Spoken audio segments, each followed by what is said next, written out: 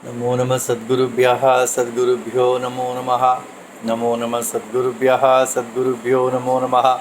ज्ञानवैराग्यसम्पूर्णान् हरिभक्तिपरायणान् पूर्वाचार्यान् अहं वन्दे सम्प्रदायप्रवर्तकान्। भगवत्पादमाचार्यं श्रीमद्रामानुजं मुनिं श्रीमदानन्दतीर्थं च रामानन्दयतिभितं श्रीवल्लभं च निम्बार्कं कृष्णचैतन्यमेव च ज्ञानेश्वरं तथान्यान् च पूर्वाचार्यान् स्मराम्यहम्।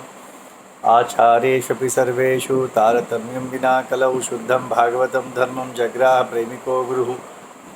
कलिकालान्धकारेण व्याप्तं भुवनमण्डलं विलोक्याप्तपयाचार्यचक्रे वैष्णवसंहितां हरे रामेति कृष्णेति नाम संकीर्तनं सदा लोकक्षेमाय कुर्वन्तं प्रेमिकं सद्गुरुं भजे। श्री अण्णा द्वारा विरचित श्री वैष्णव संहिता के 8वें भाग का छठा अध्याय। यहाँ पर जनाबाई का चरित्र आरंभ करते हैं श्री अण्णा। श्री सद्गुरुवाच पशुर्मनुष्य पक्षी वा ये च वैष्णवमाश्रिताः ते सर्वे प्रीतिपात्राणि भवेयुः श्रीपते ननु। शास्त्र वचन को श्री अण्णा यहाँ पर कहते हैं, जो कहता है कि यदि कोई पशु हो या मनुष्य हो या पक्षी हो, यदि वैष्णव का आश्रित हो जाए तो वह भगवान की कृपा पात्र नहीं, प्रीति का पात्र बन जाता है। तस्मात् सत्संगम आश्रित नित्यम कैंकर्यम आचरण कालक्षेपम यह करोति सही बुद्धिमतां वरहा। इसलिए श्री अण्णा कहते हैं, इसलिए जो सत्संग का आश्रय लेकर सदा सेवा करता है, सेवा पर होता था, सेवा निरत हो जाता है और इसी पर सेवा में ही समय बिताता है, वही बुद्धिमानों में श्रेष्ठ है। भगवान का आश्रित हो जाने के पश्चात क्या करना है? सेवा ही तो करना है, क्योंकि साधन तो कुछ रहा नहीं गया, शरणागति तो कर दी है, आश्रय हो ले लिया है, तो फिर समय कैसे बिताया जाए? तो संकर्य सेवा। आषाढ़ शुक्ल एकादश्याम आगता बहवो जनाः यात्रिका दूरदेशाद् वै कर्तुं दर्शनम। आषाढ़ एकादशी पंढरपुर में बहुत ही विशेष है। आषाढ़ और कार्तिक दोनों एकादशी, उसमें से आषाढ़ अधिक विशेष है। एक एक तीर्थ क्षेत्र में एक एक एकादशी विशेष। अभी श्रीरंगम में वैकुंठ एकादशी बहुत ही विशेष है। इसी प्रकार पंढरपुर में आषाढ़ एकादशी लाखों लोग आते हैं, वहाँ 15-20 लाख लोग आते हैं एक दिन के दर्शन के लिए। चल के एक महीना से चल पड़ते हैं पाद यात्रा करते हुए। से बहुत दूर देश से पाद यात्रा करके लोग आ रहे थे आषाढ़ एकादशी को। महोत्सवे समाप्तेपि गते बद्धुजनेपि च तत्रैव बालिका काचित् तिष्ठन्ति प्ररोधा। सब आकर लौट गए, परंतु एक बच्ची वहाँ पर छूट गई, वह रो पड़ी, रोने लगी। बालिका उवाच श्री विठ्ठल कृपा सिंधु भक्त रक्षक केशव प्रपन्ना पाहि माम देव शरणागत वत्सल। बच्ची भगवान से प्रार्थना कर रहे थे, हे विठ्ठल, आप भक्त की रक्षा करने वाले हैं, मैं आपका शरणागत हूँ, मुझे मेरी रक्षा कीजिए। न मे माता पिता चैव न भ्राता च बन्धवः तस्मात् त्वमेव सर्वस्वम् अबलाय मम प्रभो। मेरी कोई माता पिता बंधु कोई नहीं है, सब कुछ आप ही है मेरे लिए। दीनाया मयि कारुण्यम कृत्वा दीनजन प्रिया दास्यम देहि दया सिंधु सन्निधाने तपैवही। आप दिनों पर दीन दयालु है, दिनों पर करुणा करने वाले हैं, तो मुझे ये आपके मंदिर में सेवा करने की अवसर दीजिए। हा हानि तव गोविंद साक्षा लक्ष्मीपते प्रभो अनाथाया च दीनाया मम संरक्षणे कृते। आप तो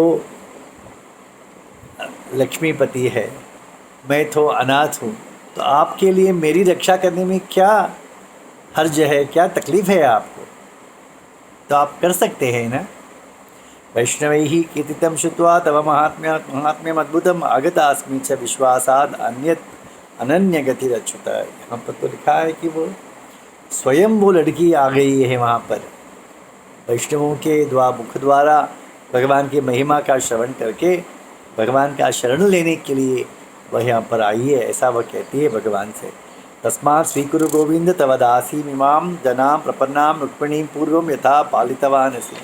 तो जैसे आपने रुक्मिणी की शरणागति को स्वीकार किया था, उसकी रक्षा की थी, शिशुपाल के साथ विवाह होने वाला था ना, तब रुक्मिणी ने भगवान से शरणागति की थी, मुझे मेरी रक्षा करो। इसी प्रकार मैं भी शरणागति करती हूँ, मेरी भी रक्षा करो रुक्मिणी की भांति।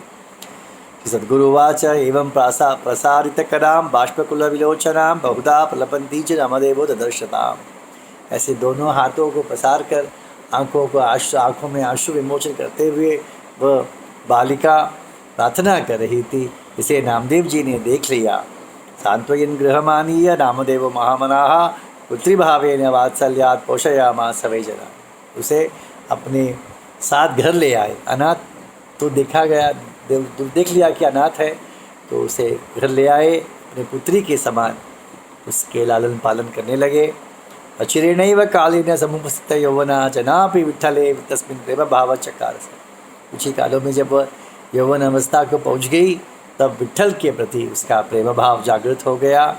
वक्षस्थलं विशालस्य प्रसन्नवदनाम्बुजं मुहुस्तस्य विलोक्य ईशा शक में पुरुषोत्तम। भगवान की विशाल वक्षस्थल और सुंदर लावण्याचा पुतड़ा कहते हैं, सुंदरता की मूर्ति है वह।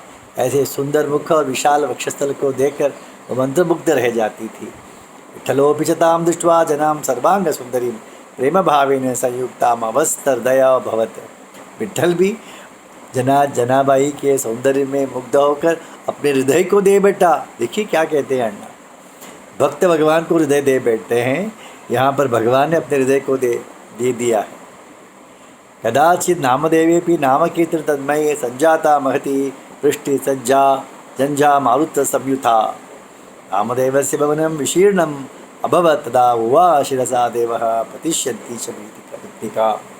एक समय जोर की वर्षा हुई, आंधी तूफान आ गया था। नामदेव का घर तो झोपड़ी जैसे ही तो था, मिट्टी का बना हुआ, उसका छत गिरने ही वाला था।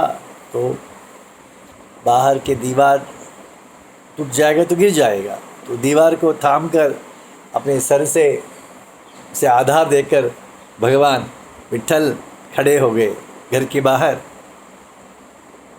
अर्धरात्रि महात्मापि समाप्ति नाम कीर्तने आगत्य गृहद्वार प्रदर्श करुणानिधि। अंदर भीतर नामदेव हरि कीर्तन कर रहे थे।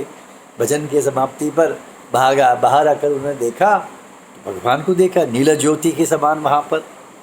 कोटि विद्युत समाकारं पीताम्बरधरं प्रभुं गृहविद्धिं वहन्तश्च कृष्णं कारुण्य सागरं वर्षधाराभिषिक्तांगं वनमालाधरं हरिं देवं भक्तपराधीनं पांडुरंगं विलोक्य सा।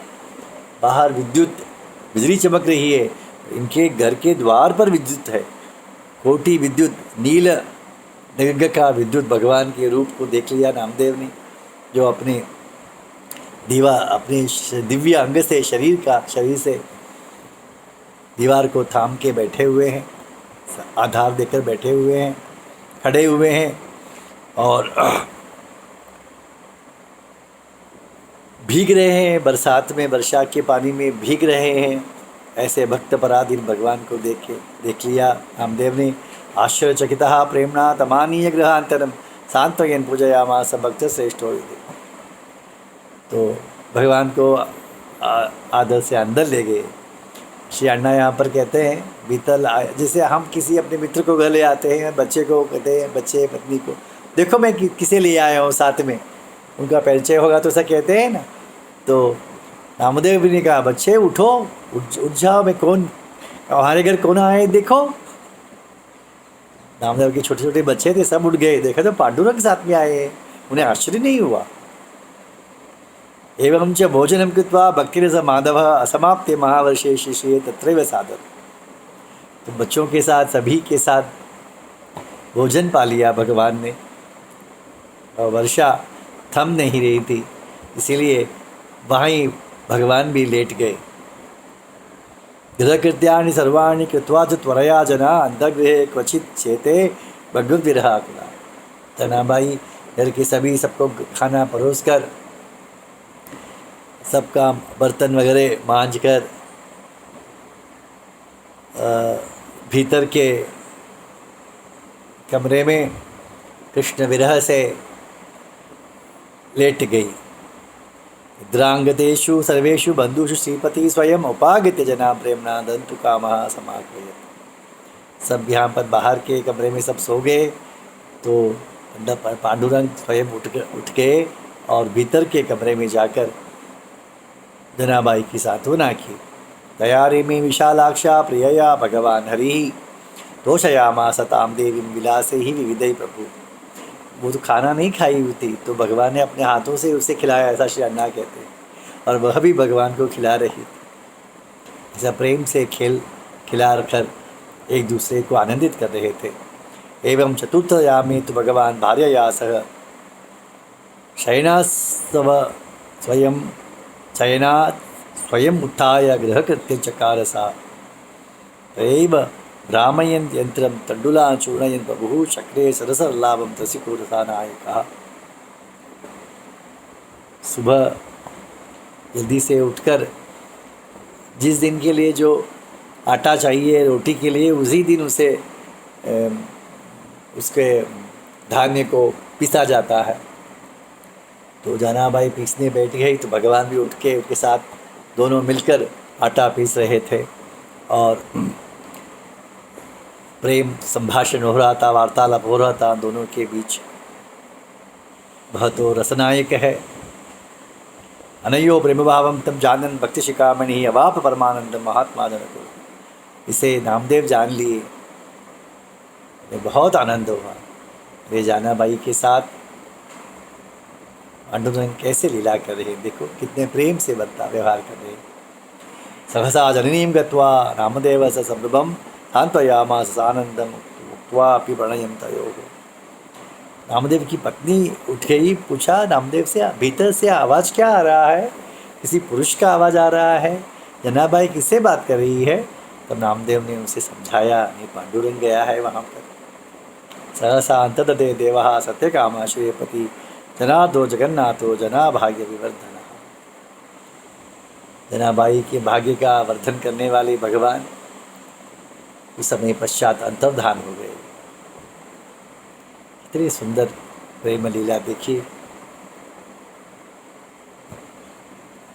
प्रेमी केंद्र सद्गुरु महाराज की जय।